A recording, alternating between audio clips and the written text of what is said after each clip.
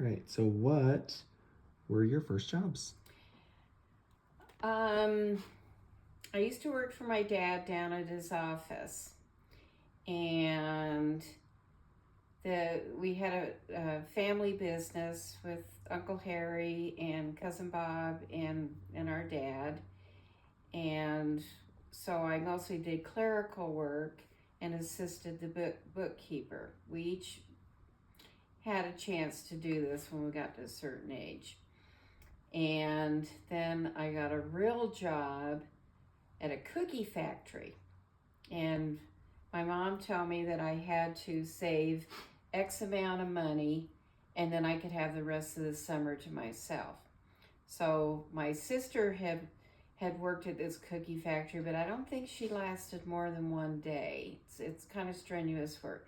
Well, I found out that at that time, what do they call it? A fixed wage. What is it? Help me out. Anyway, wages were $1. I think $1.25 an hour at the time, and I could make $2.50 an hour packing cookies. And we had a place that wasn't very far from our home, and they were Busy Baker cookies. But I could make so much more money, and I could have most of the summer to myself once I made X amount of money. But I learned so much about people. It was really more what I learned than how much money I made. It's the first time I worked with people of different religions, different backgrounds, different ethnicities, and I learned an appreciation that we are all alike. And these were women that I was working with who had deadbeat husbands, and they were out making the money, and they're I guess that pretty much sums it up on that. But I learned to make a better person of myself, but to appreciate all ethnicities and everybody's situations. My next job was I worked at the school that Scott went to that when we were in Van Nuys, and I was the librarian, the children's librarian there, and I really liked that. And I, was okay with the principal. I knew Scott's teachers, and everything, worked out fine. And then when we were getting ready to move, we kept it very hush-hush because I had discussions with the principal about this busing thing. If I had known they were going to do magnet schools, which they did several years later, I would have stayed for the magnet schools. I had Scott do that, and Kevin.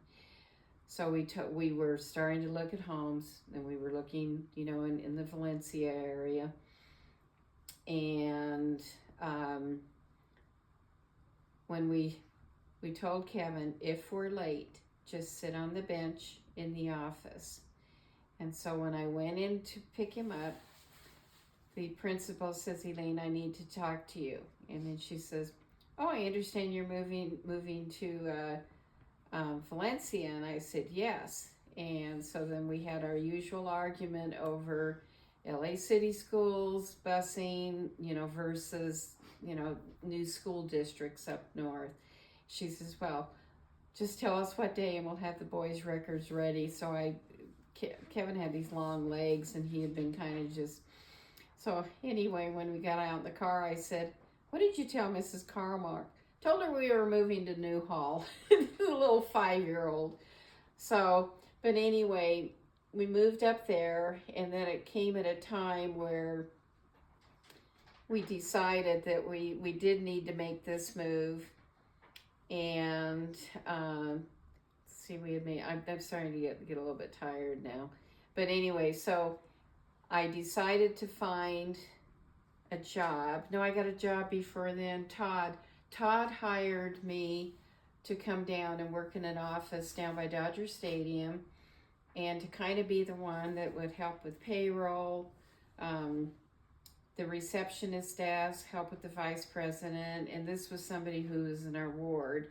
And I went ahead and worked with him. We carpooled all the time. And then one day there was a bad rainstorm, and it took me forever to get home. And Jamie and Brent were just two little kids at the time.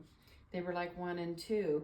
And I thought, I can't be this far away with my 2 little babies. I just had a great babysitter, but I thought, I just can't do that. And so then I found out that the school district, the high school district, was hiring instructional assistants. So I tested for it and everything, and I worked with Title I kids, and everything that I was teaching the Title I students, I was teaching Jamie and Brent, and they were like 2 and 3 at that time, or no, like 3 or 4. And they were, knowing who the president of the United States was, and all of this stuff. But I made sure that those 2 little kids had an excellent sitter who had just inherited her 2 grandkids. She was my age, but they were her grandkids. And it was a wonderful friendship she did things with them, took them on hikes, and I just packed the lunch every day, not knowing what adventure they were going to go on. And so I had this job, and then it worked into where I was learning things in the offices at Canyon, and then for all these positions, you have to test for it, and then you're on a list and you're interviewed. And so then I became counseling secretary, and I love all the kids. And Canyon was a fairly new school at the time. And then I did that for 8 years. And then I tested for a job over at Hart. The person in charge of the hiring called me, and she said, we want you to interview for this position. So and I did that for 22 years.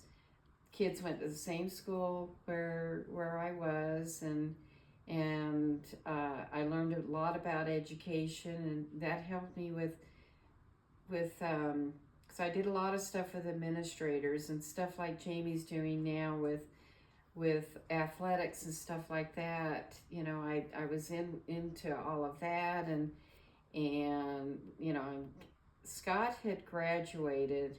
Well, he had just gone on his mission at the time that I got that job. But, Kevin was there, and Jamie and Brent, and I was always glad that I had that job. Then I retired after X amount of years, and I got called to start subbing in the offices in the schools in the district. And then it got to a point where, and I didn't want to be on a call-in thing, just you had to make up an appointment with me for me to take over. I didn't want to get a call at 6 in the morning. You need to be at West Ranch. And I had it where they had to get me early enough. And, I would like to say I was top sub, but I learned a lot at each school that I could take it to another school and say, hey, you know what they did over at Valencia? You may want to try this in your office, because I could see what was successful at every school. I even went to junior highs, but everything, I could see all of this. And then I got called to sub at the district in the science department and the math department. And basically it was just proofreading the manuals they were putting together, and helping to move pictures, and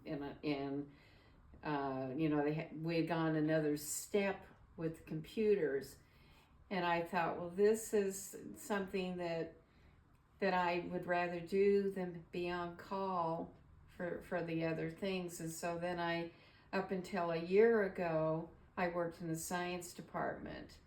And then I was getting to the point where I didn't want to get up in the morning. I was getting older, but I still am really close to the people I worked with at the district, and it was fun to just walk into the superintendent's office and tell him how I felt that day or what he should do, or and it was really a good experience, and I'm really glad that I was with the schools all those years.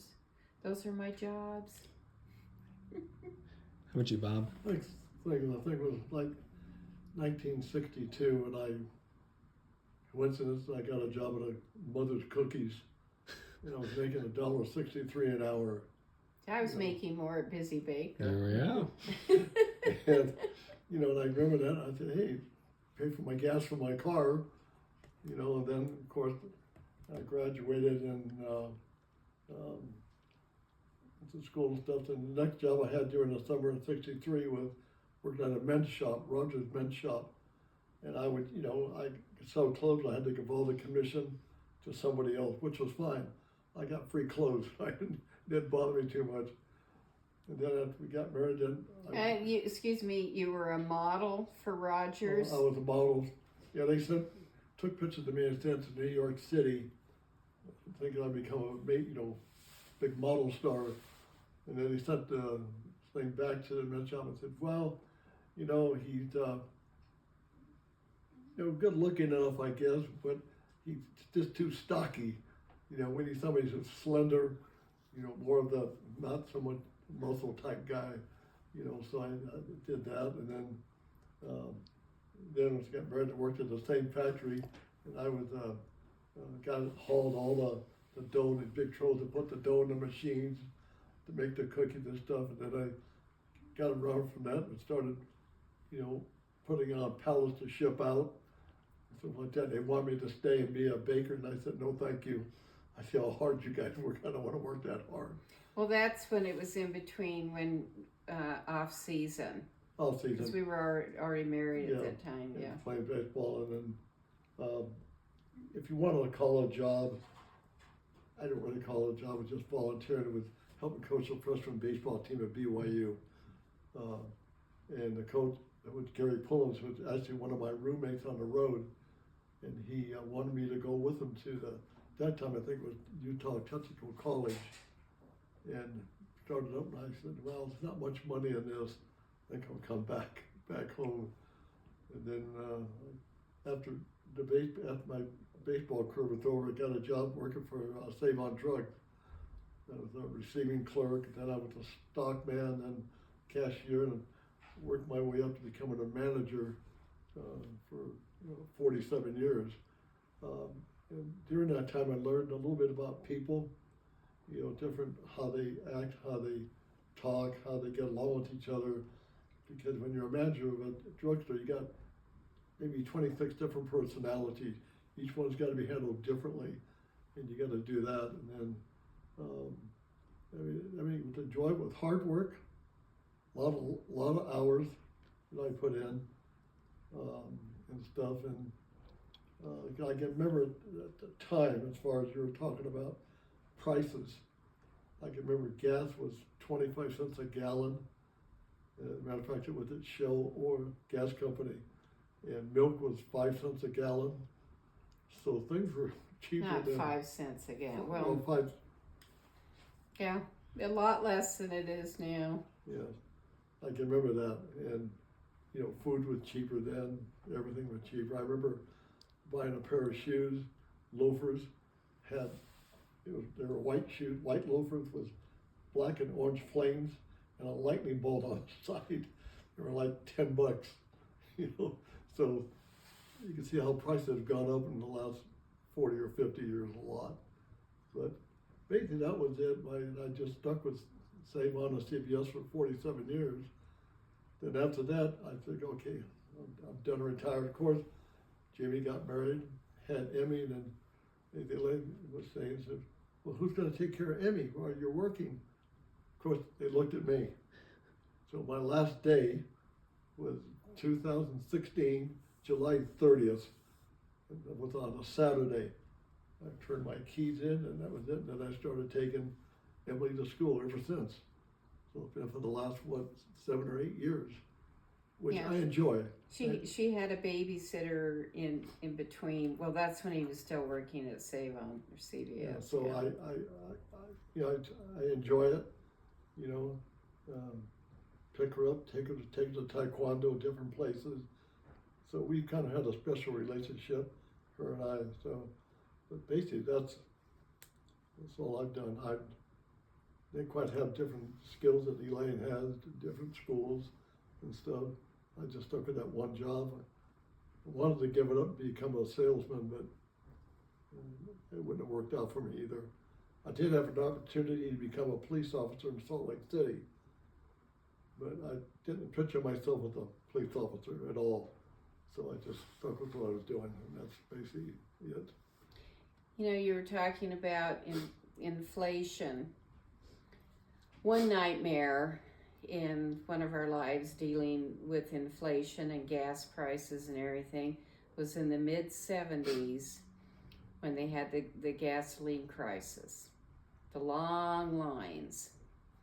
And I would get these two little boys up at 4 o'clock in the morning, drive the Mustang to a line.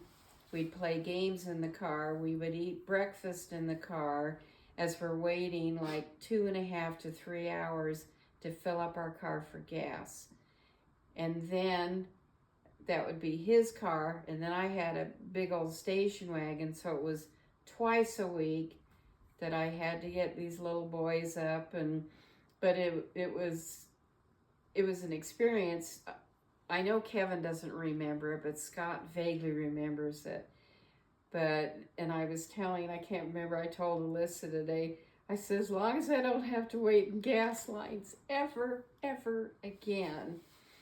But that's the only thing I remember really in the kids growing up where there was a real crisis that we had to deal with that was government driven. So